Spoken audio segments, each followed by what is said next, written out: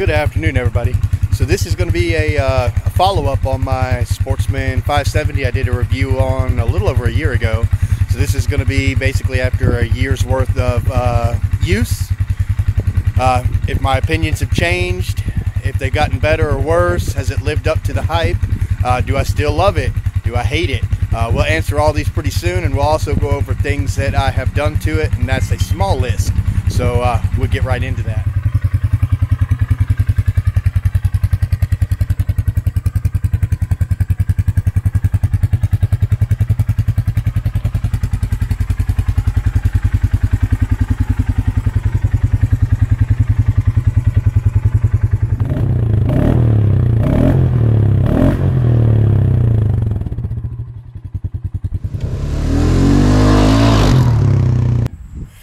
Alright, factory tires, they seem to be pretty stinking good. They grip well, they seem to work really well, they hold up well. I've had one puncture and it was small since I've got it, but all in all they seem to be pretty well. The only thing I could gripe about is they do seem to wear out really fast on hard surfaces. So they're super soft. They're okay in the off-road, but if you're riding them on the street or down your driveway, you're going to wear these bad boys out pretty quick, especially with all the power it puts to the back wheels when it's in two-wheel drive. Let's see this side here, and we'll go up and take a look at the fronts. You see a little bit of contrast. These still have these channels inside the treads themselves, whereas if we go to the back here, you can see those are almost gone on the back. I'm going to shine down here when I talk about suspension. So the suspension on this thing is plush. My Brute Force 300 would beat the hell out of me when I took it out to the trails. This thing is smooth as glass, it's comfortable. It's just a really nice ride. Now it is a four-wheeler, and when you're going off-roading, it's a four-wheeler. It'll beat you up on hard terrain a little bit, but this thing is way softer, way smoother, way more comfortable, and the electronic power steering makes the steering effortless. It doesn't beat up your upper body and your arms as much, and it also fights off fatigue. I know at the end of a day riding the 300, man, my arms and shoulders were just beat to death. It took me a day and a half to recover. This thing I can ride all day without any trouble whatsoever.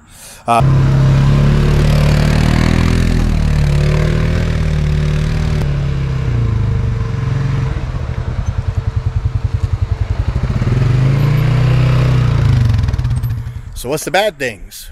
Well, tires wear a little bit quick again, but that's not it's not a super big deal. The only real trouble I've had is if you hit mud puddles fast, the radiator clogs up pretty simple, and you'll run into overheating out on the trail. So just be careful about not, acting stupid as you go through giant mud holes, and you shouldn't have any trouble.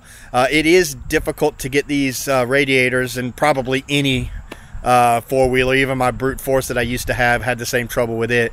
Once that mud gets all up in the fins, it's really difficult to get it out of there. So a lot of people have constant overheating issues with not just this Polaris, but any of them, and it just comes down to getting all the mud out of there. You got to make sure it's all out, or it's going to overheat. So that's the cons so far.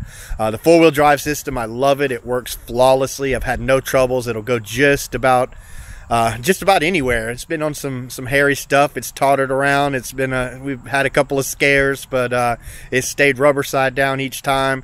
Even with the little one in the back, he got a little scared, but all went perfectly well, and we came home safe at the end of the day. So four-wheel drive, good. Brakes, I honestly prefer a front and a rear separate brake lever like I had on my Brute Force. This one just has one lever for all four brakes, and then a foot lever for just the rear, and it's not bad. It's not bad at all, but I would prefer separate brakes, because when you're going uphill or downhill, steep hills in the trails, it's a lot easier if you can articulate just the front or just the rear brakes. If you're going downhill, you don't want any front brakes. A lot of times you want to kind of drag your backs a little bit so you're not going over your bars. Same thing going up a hill. You don't want to a lot of this and that. I don't want it to decide for me. I want to decide for myself. So that's a small con. It's not a deal breaker by any means, but just wish it had brakes like the Japanese quads.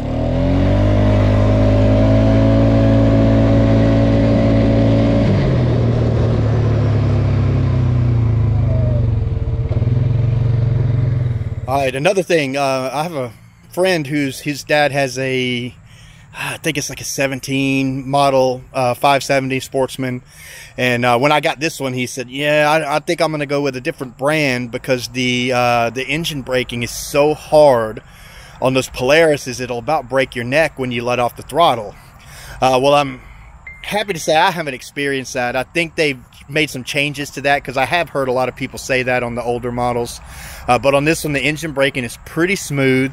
If anything, I don't think it engages quite as much as maybe I would like it to, but all in all, it works pretty good. And if it does disengage, you just give it a tiny bit of throttle and the clutches will catch back up and it'll re-engage that engine braking.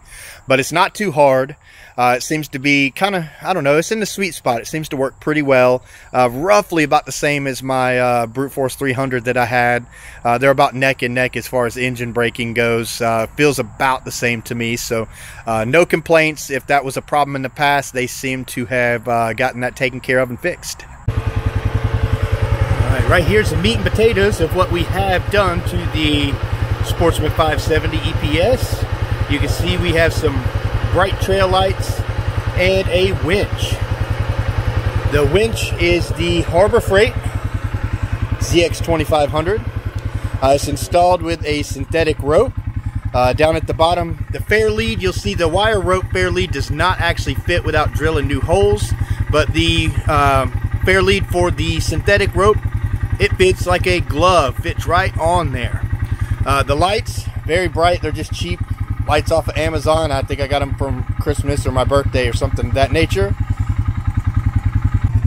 One really cool thing about the lights is the Sportsman has these spots on the dash already, and you can just take your nail and pop one of these little things off of here, and you can put a switch panel in there. There's room for 4, so you can put 4 different accessories on it. I just am utilizing one. Flip that, this lights up, and it normally lights up. I think the switch got wet last time I went off-roading. Anyway, so I slapped it and it lit right up just like it's supposed to. I've tracked it down. It is the actual switch. But anyway, that's neither here nor there. So now if I move around to the front, you are seeing they are very bright. Now you can see the LED trail lights against all the factory lighting. You can see they are significantly brighter than both the low beams and the high beams added together. Now you did hear I have the Harbor Freight winch, but you'll see right here, this is a Polaris handlebar switch. I bought this separate from Polaris. It was stupid expensive. It cost as much as the winch itself, but it looks nice, it integrates well, and it was well worth it. It plugs directly in. Now up here, there's going to be an unrecognizable little box right here. This bad boy. I didn't use the power box that came with the Harbor Freight winch.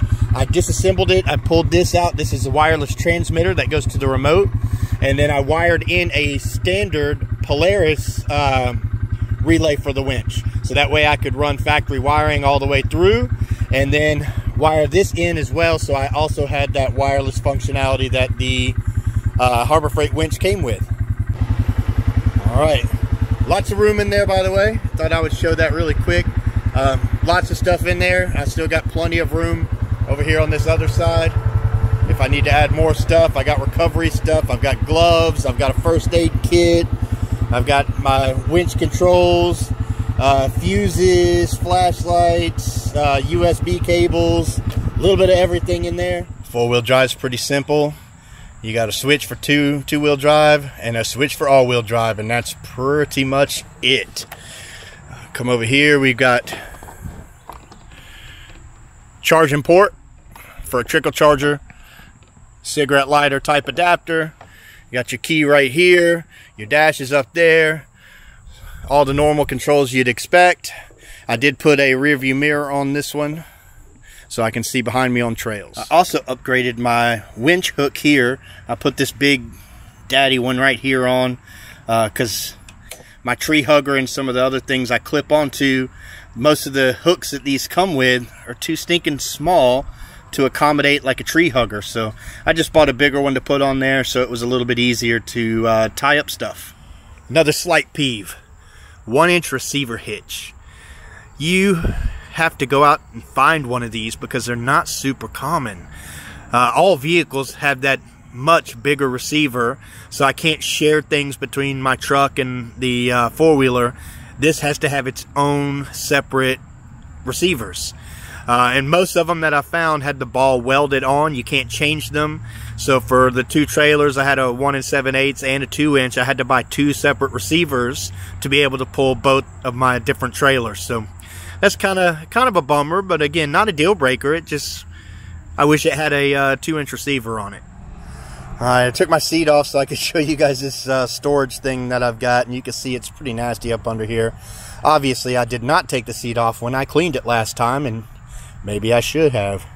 So up underneath here, this is something I had to add on. I don't know why this wasn't here, but I've got this under seat storage here, and I'm sorry my back seat is kind of in the way here. And I've got stuff that I don't use all the time, tire gauges, tire plug kit, tow rope and stuff like that. And this is here in this under seat storage by Polaris. This silly thing is about 70 bucks. It seems to hold out water pretty well, and it does a good job at storage. It fits under there without any problem. I just don't know why you have to pay an extra almost $100 just to get this little bit more of storage. And I'll show you guys in the back here. So that is the other side of it. So you can see the front where you zip open to get into it, and then it comes all the way back to there. It sits on the frame rails, and it is not metal. It is like a fabric with a thick rubberized coating on the outside of it. So again, it's a good piece of storage, but it's a little pricey, and in my opinion, it should have come with it from the factory. All right, I don't know if this will come through on the camera, but I'm going around here looking at the plastics. Now keep in mind, this thing is kept inside. It only gets dirty when I take it out every, once or twice a month to go out on the trails. Usually there's not a whole lot of mud, especially not this year because it's been so dry. But the plastics just they already don't look good to me. There's a lot of hazy spots up here. And again, I don't know how much of this is going to show on the camera, but they just scratch up so easily, which is a shame because these are, it's a cool looking little quad. It's all that cool orange, I guess burnt orange, I don't know what they call it, but anyway. But it's just got tons of spots on it that just don't look good. They're just covered in micro scratches basically. So the paint, I guess it's not technically paint, it's just the plastic is that particular color. So I think if you get the higher end ones, the 800, the 1000cc, they do have automotive grade paint. But these particular ones, the 450, the 570s, and I'm pretty sure anything below that, they have just colored plastic, and it kind of sucks. It scratches really easy. You could polish it up and make it look decent, but I have a sneaky suspicion, in the coming years after I use this one more and more, that these plastics are just going to look horrible. Thinking about maybe one day wrapping it just to protect it and give it a different look. But we'll see. Those wraps are kind of expensive, and I'm a little timid on trying to do one myself because it seems like it's all the curves and stuff seems like it's really easy to mess that up. So the plastics, I wish they were covered in vinyl. I wish they were covered in paint. I wish they were covered in something that wasn't so easily scratched up.